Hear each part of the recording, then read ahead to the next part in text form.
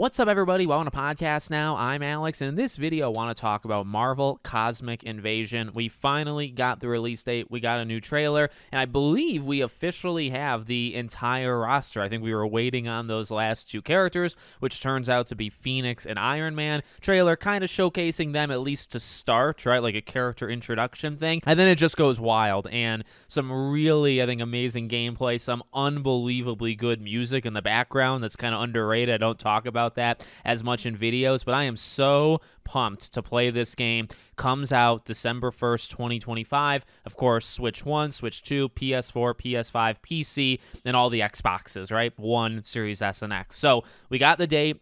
It was kind of, I think it had to be this way, a game that had the date revealed so late like this game did. You're not releasing it like next week. And so to put it out in December is probably when it was going to happen.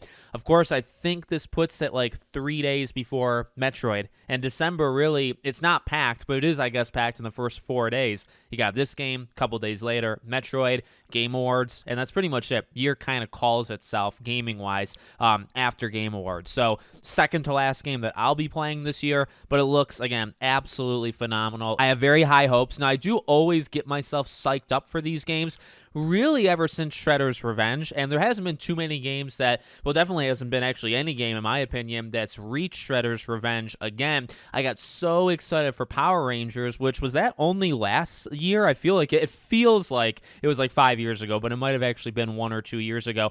The game's okay, and I think they honestly put a lot of patches and a lot of work into Power Rangers, but not the same developer, but like just in general, same kind of genre, and I think it's a better, product nowadays, but this is the one that I think, okay, if there's a game that's going to get close to Shredder's Revenge, it's actually, I think, to me, Scott Pilgrim EX, which comes out early next year, but that game and this game, very, very close in my head. Like, they both look amazing, sound amazing. This game, super deep roster, 15 characters, right? That's a pretty, specifically coming from, well, really any of them. Shredder's Revenge was not that big. Power Rangers was not that big. Scott Pilgrim's not gonna, I think Scott Pilgrim's 7 characters, maybe.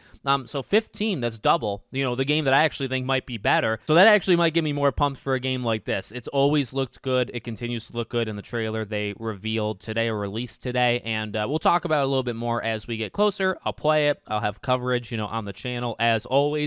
Let me know what you guys think. Make sure, as always, you're subscribed to the channel, bell icon turned on, and I hope to see you all on the next one.